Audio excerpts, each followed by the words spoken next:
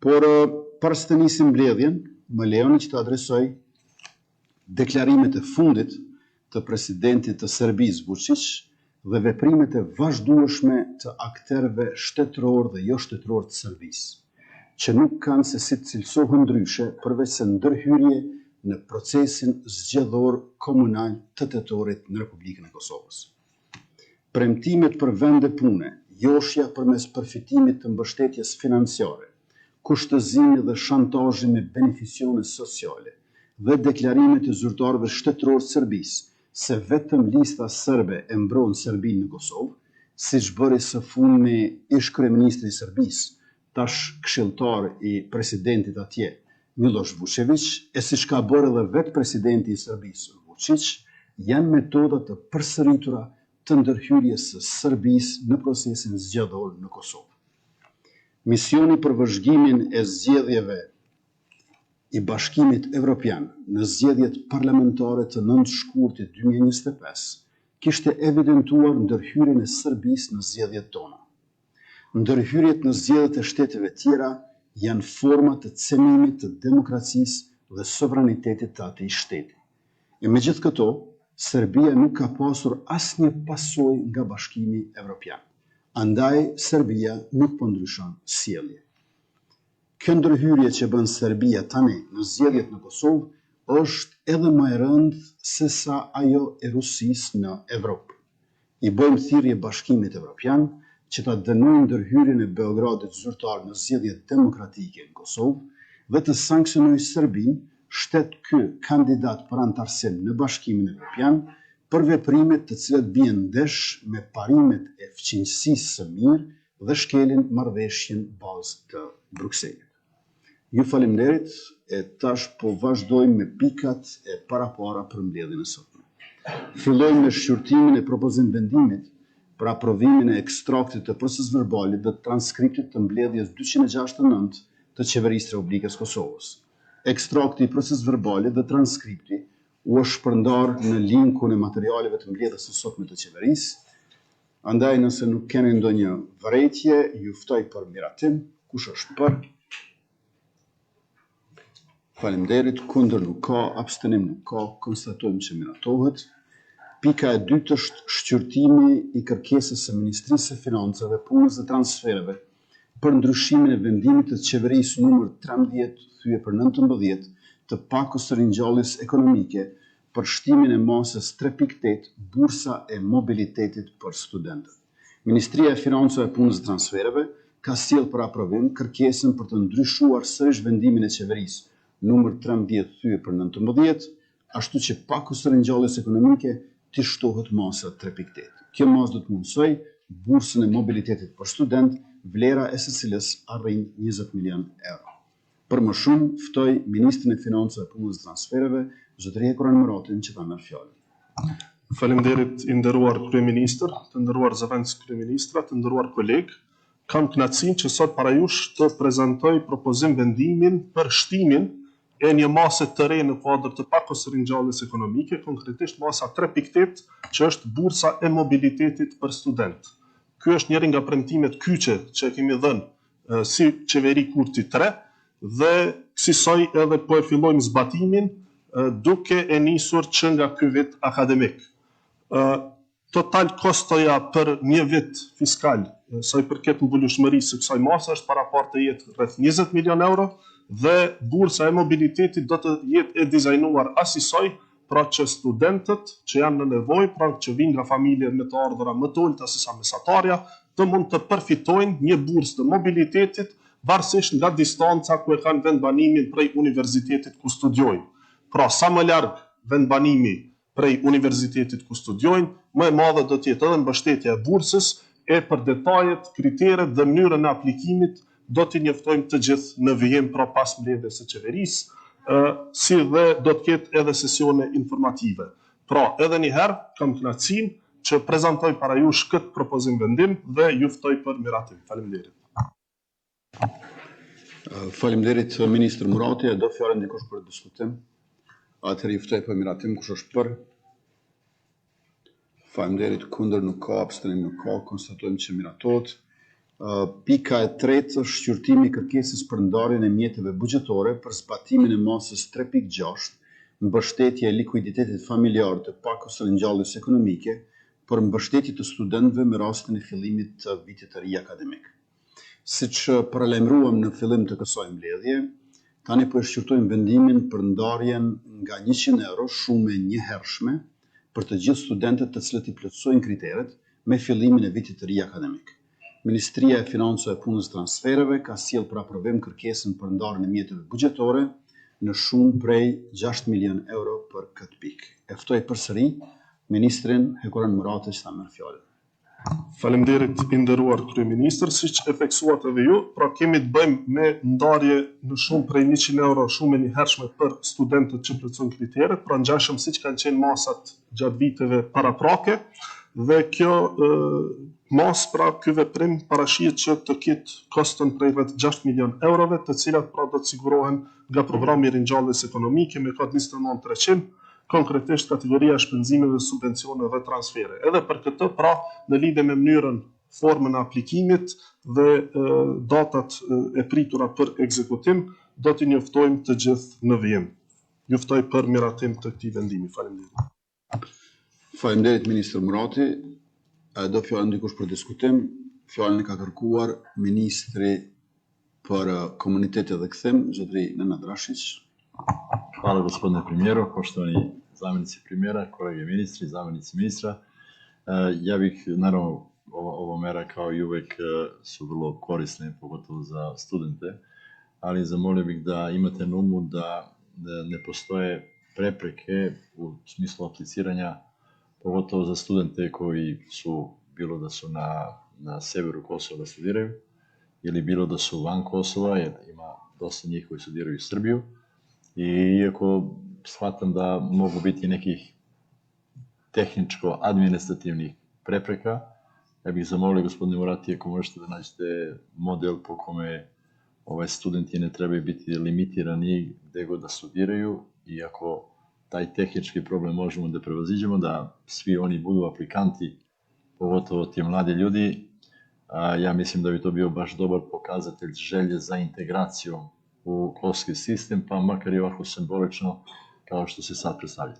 Prema tome, ako bilo šta mogu da pomognem u tom smislu, ja sam na raspolaganju, ali bih vas molio da imate na umu da neki studenti možda neće imati potvrdu sa fakulteta koja administrativno odgovara u potpunosti svim pravilima.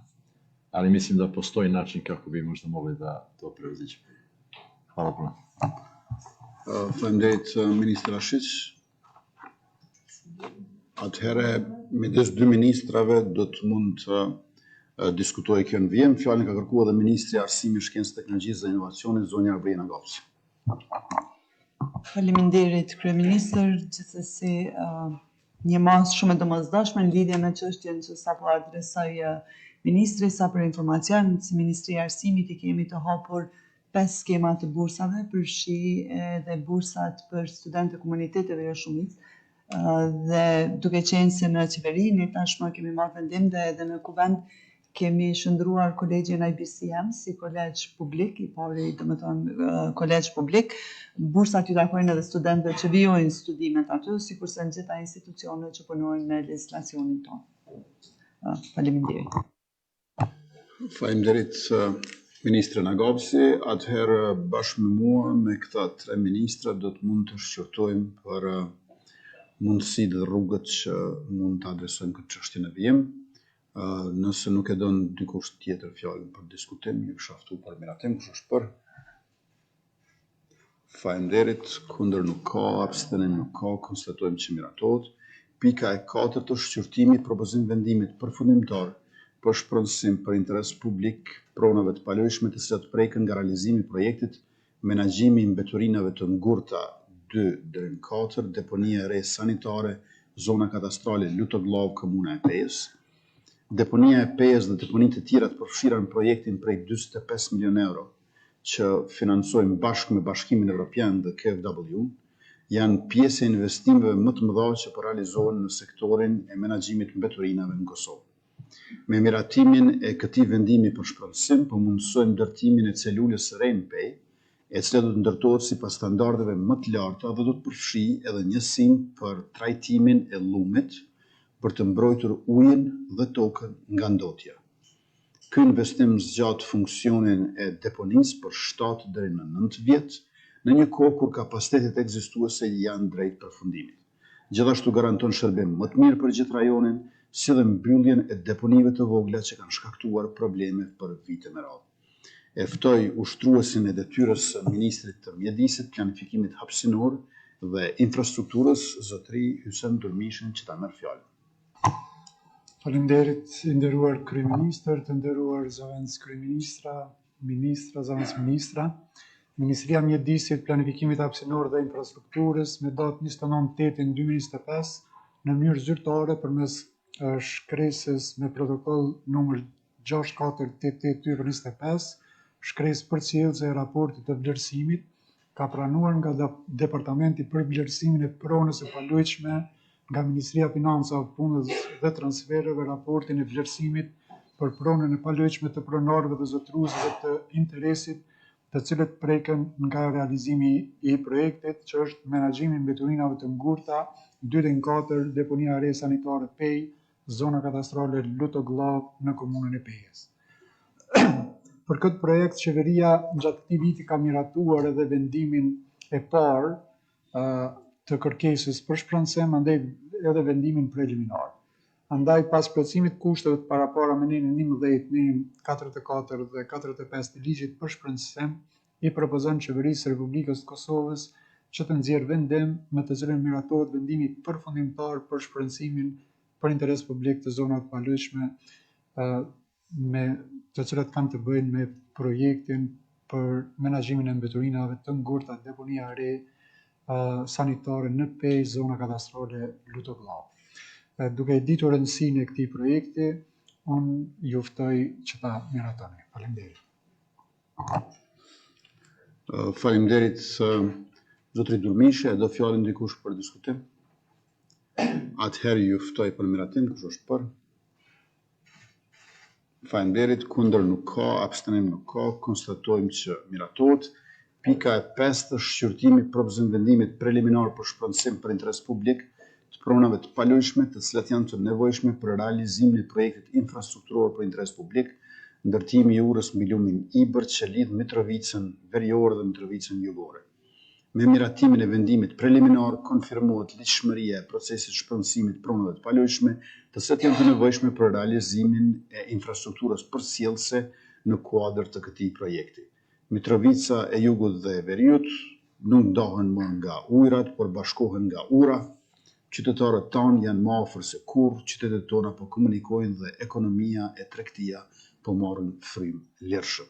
E ftoj edhe një herë ushtruesin e detyrës ministrit, zotëri Hysem Durmishin, që ta merr fjalën. Faleminderit kryeministër. Pas miratimit të vendimit numër 09/2/266 të datës 08/08/2025, Departamenti i Shpronësimit me datë 28/8/2025 ka mbajtur dëgjimin publik në komunën e Mitrovicës së Veriut me pronarët e pronave konformimit 9 të ligjit për shpronësim, dhe gjatë këtyre dëgjimeve ka trajtuar të gjitha komentet e pronarëve që kanë të bëjnë me komentet e tyre për procedurën e shpronësimit. Pas mbajtjes së dëgjimit publik, Departamenti i Shpronësimit ka konstatuar se janë plotësuar në tërësi dispozitat ligjore dhe vendos që ta procedojë në qeverinë e Republikës së Kosovës propozim vendimin preliminar dhe i propozon qeverisë së Republikës së Kosovës që të nxjerrë vendim për ligjshmërinë e procesit të shpronësimit për interes publik të pronave të paluajtshme, të cilat janë të nevojshme për realizimin e projektit infrastrukturor për interes publik, ndërtimi i urës mbi lumin Ibër që lidh Mitrovicën Veriore dhe Mitrovicën Jugore. Zona kadastrale Mitrovica e Veriut, komuna Mitrovicës së Veriut, sipas tabelave të bashkangjitura këtij vendimi. Ju ftoj të gjithëve që ta miratoni. Faleminderit. Faleminderit ushtrues detyre i ministrit, do fjalën dikush tjetër? Atëherë ju ftoj për miratim, kush është për? Faleminderit, kundër? nuk ka abstenim, 1, konstatojmë që miratohet. Pika e 6 është shqyrtimi i propozimit vendimit për shqyrtimin e mëtejnë të kërkesës për shpronësim për interes publik të pronave të palojshme të cilat preken nga realizimi i projektit ndërtimi i kyçjes së Vitis në autoudhën Arben Xhaferi, Prishtinë, Hani i Elezit. Ky projekt, i cili ka vlerën afër 3 milion euro, është projekt infrastrukturor që rikthen dinjitetin qytetarëve të Vitis për qarkullim më të shpejt për ekonominë lokale dhe lidhje të barabartë me pjesën tjetër të vendit. Tash Vitia bëhet pjesë e rrugës kombëtare të zhvillimit. E ftoj përsëri ushtruesin e detyrës ministrit mjedisit, planifikimit hapësinor dhe infrastrukturës, zotëri Hysen Dërmishën, që ta merr fjalën. Faleminderit kryeministër. Ministria e Mjedisit dhe Planifikimit Hapësinor dhe Infrastrukturës është duke realizuar projektin për ndërtimin e kyçes së Vitis në autoudhën Prishtinë-Hani Elezit, Arben Xhaferi, që i prek zonat kadastrale Gërlizë dhe Komogllav, komuna Ferizaj dhe zona kadastrale Begrac, komuna e Kaçanikut. Andaj, pas punimit e elaboratit kadastral gjeodezik të pronave, do të kryejë dhe procesin e shpronësimit, pasi që konstaton përmbushjen e dispozitave ligjore të nejit 4, 7, 8, 44 dhe 45 të ligjit për shpronësimin e pronës së palojshme, për miratimin e kërkesës për shpronësim dhe kërkojnë nga Qeveria e Republikës Kosovës që nxjerr vendem me të cilën miratohet shqyrtimi më tej i kërkesës për shpronësim për interesin publik të pronarëve të palojshme, të pronarëve dhe zotëruesve të interesit të cilat preken nga realizimi i projektit ndërtimi i kyçes së Vitis në autoudhën Prishtinë-Hani Elezit, Arben Xhaferi, zonat kadastrale Gërlizë dhe Komogllav në komunë të Ferizaj dhe zona kadastrale Begrac në komunë të Kaçanikut. Tabelat janë bashkangjitur këtij vendimi. Duke ditur rëndësinë e kyçes së Vitis në autoudhë, unë ju ftoj që ta miratoni. Faleminderit shumë. Faleminderit ushtrues detyre i ministrit, a do fjalën dikush tjetër? Nëse jo, ju ftoj për miratim, kush është për? Faleminderit. Kundër nuk ka, abstenim nuk ka, konstatojmë që miratohet. Pika e 7 është shqyrtimi i propozimit vendimit për ndarjen e mjeteve buxhetore për zbatimin e masës 3.4 kupon ushqimi për familjet në nevojë të pakos ringjalljes ekonomike. Ministria e Financave e Punës Transfereve ka propozuar që të aprovohet ndarja e mjeteve buxhetore në shumë prej 1 milion euro për zbatimin e kësaj mase për familjet në nevojë. E ftoj ministrin Hekuran Murati që ta marrë fjalën. Faleminderit i nderuar kryeministër. Kjo është masë që tashmë bëhet disa të herë që miratohet. Synimi përmes kësaj mase është që shteti apo dora e shtetit të arrijë edhe aty ku me mekanizmat standard që i kemi, pra qoftë përmes skemës së asistencës sociale apo masave të tjera, nuk arrijmë tek të gjitha familjet që kanë nevojë. Dhe përmes kësaj mase, pra përmes edhe organizatave të shoqërisë civile që e njohin më mirë dhe më thellë situatën e shumë prej familjeve që mund të jenë në nevojë, pra synimi është që të arrijmë edhe tek këto familje gjashëm siç kemi bërë pra në vitet e kaluara dhe është treguar të jetë produktive sepse me të vërtetë kemi arritur të prekim të gjitha familjet që kanë nevojë, e sidomos tash që është stina e dimrit dhe mund të ketë edhe nevoja shtesë sa i përket mbulueshmërisë nevojave për familjen. Prandaj, në kuadër të kësaj propozimi është që të miratohen 1 milion euro ndarje, që do të jetë mbështetje pra për pakot ushqimore për familjet në nevojë në kuadër të masës 3.4 të pakos ringjalljes ekonomike. Faleminderit. Faleminderit ministër Murati, do fjalën dikush për diskutim. Kush është për? Faleminderit, kundër s'ka, abstenim s'ka, konstatojmë që miratohet. Pika e 8 është shqyrtimi i propozimit vendimit për miratimin e programit për mbrojtjen e konsumatorëve të cenueshëm të energjisë elektrike. Qëllimi kryesor i këtij programi është të ofrojë mbështetje drejt për drejt për konsumatorët e cenueshëm në sektorin e energjisë elektrike. Programi siguron që konsumatorët e cenueshëm të kenë qasje të barabartë dhe të përballueshme në konsumin e energjisë elektrike, duke mbështetur financiarisht pagesën e faturës së energjisë elektrike për të përmirësuar mirëqenien e tyre të përgjithshme. Për të na informuar më shumë rreth këtij programi, ftoj edhe një herë ministrin Hekuran Murati që ta merr fjalën. Faleminderit i nderuar kryeministër. me kthimin e sinës së dimrit, pra rikthehet edhe masa e mbështetjes apo programi për mbrojtjen e konsumatorëve të cënueshëm të energjisë elektrike. Familjet përfituese që kanë qenë vitin e kaluar pra e dinë për cilin program bëhet fjalë, pra është programi që subvencionon pjesë apo faturën e plot apo një pjesë të faturës varësisht nga përmbushja e kritereve, të gjitha ato familje që të ardhurat mesatare për anëtar të familjes i kanë më të ulta se 150 euro në muaj. Pra nëse një familje 4 anëtarësh ka më pak se 600 euro në muaj, i bie të kualifikohet për këtë program, pra ku një pjesë e faturës së energjisë elektrike i subvencionohet nga shteti direkt, pra në llogarinë e konsumatorit.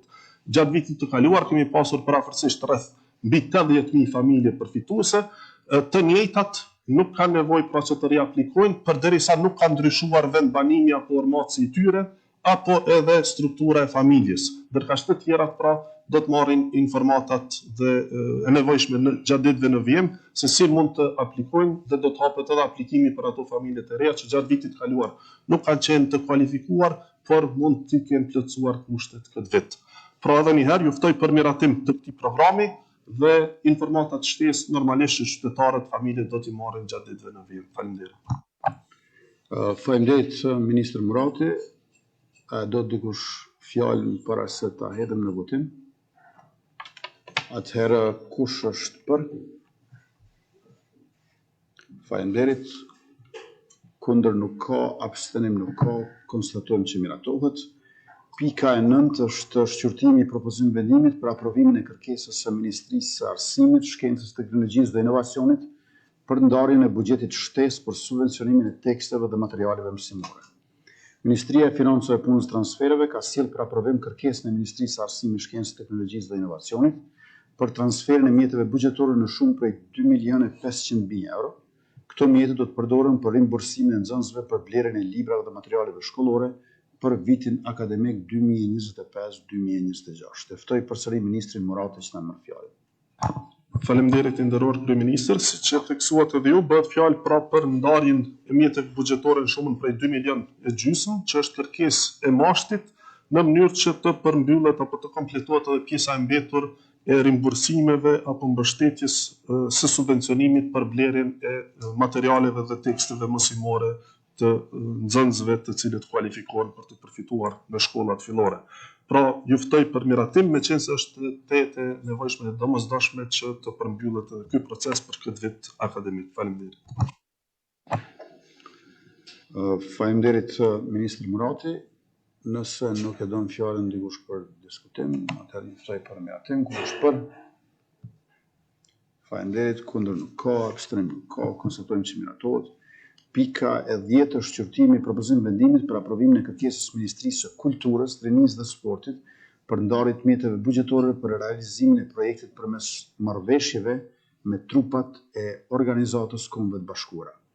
Ministria e Financave e Punës dhe Transfereve ka sjellë për aprovim kërkesën e Ministrisë së Kulturës, Rinisë dhe Sporteve për ndarje të mjeteve buxhetore në shumë prej 50.000 euro për realizimin e projektit për integrimin e trashëgimisë kulturore në planifikimin hapësinor përmes marrëveshjeve me trupat të organizatës së Kombeve të Bashkuara. Këto mjete janë të nevojshme për të realizuar fazën e dytë të projektit. E ftoj edhe një herë Ministrin Hekuran Murati që ta merr fjalën. Faleminderit i nderuar kryeministër. Pra është kërkesa e Ministrisë Kulturës, Rinisë dhe Sporteve që të ndahet shuma e mjeteve buxhetore në vlerë prej 50.000 euro për realizimin e projektit në fjalë, pra në kuadër të marrëveshjes me trupat e organizatës së Kombeve të Bashkuara. Mjetet buxhetore merren nga Ministria e Financave, Punës dhe Transfereve me kod 209 në programin marrëveshjet me trupat e organizatës së Kombeve të Bashkuara dhe ndahen pra transferohen në Ministrinë e Kulturës, Rinisë dhe Sporteve në nën programin mbrojtja dhe ruajtja e trashëgimisë kulturore me kod 8500 në kategorinë e shpenzimeve, subvencione dhe transfere. Ju ftoj për miratim. Faleminderit. Faleminderit Ministri Murati. Dëm fjalën dikush për diskutim. Kush është për? Faleminderit. Kundër nuk ka, abstenim nuk ka, konstatojmë që miratohet. Pika 11, shqyrtimi i kërkesës së zyrës së kryeministrit për ndarjen e mjeteve buxhetore për realizimin e projekteve përmes marrëveshjes me trupat e organizatës së Kombeve të Bashkuara. Ministria e Financave e Punës dhe Transfereve ka sjellë për aprovim kërkesën e zyrës së kryeministrit për ndarje të mitëve buxhetore në shumë prej 150.000 euro për realizimin e projekteve përmes marrëveshjeve me trupat e Organizatës së Bashkuara, Kombet Bashkuara dhe për më tepër ja kaloj fjalën edhe një herë ministrit Murati. Faleminderit i nderuar kryeministër, ngjajshëm sikur se vendimi paraprak, por edhe këtu kemi të bëjmë me ndarje nga nën programi marrëveshjet me trupat e Organizatës Kombeve të Bashkuara, që është nën program i alokuar në kuadër të Ministrisë Financa, Punës dhe Transfereve, por në këtë rast kërkesa është nga zyra e kryeministrit në nën programin pra zyra e kryeministrit, kategoria shpenzimeve, subvencione dhe transfereve për fondin e ekselencës, pra është vlera në shumë prej 150.000 eurove që ndahet. Juftoj për miratin. Faleminderit ministri Murati, do fjalën dikush për diskutim? Kush është për? Faleminderit, kundër s'ka, abstenim s'ka. Konstatojmë që miratohet, të ndryshme nuk ka, andaj ju faleminderit shumë për pjesëmarrjen sot e mirupafshim në aktivitete e takimit radhës.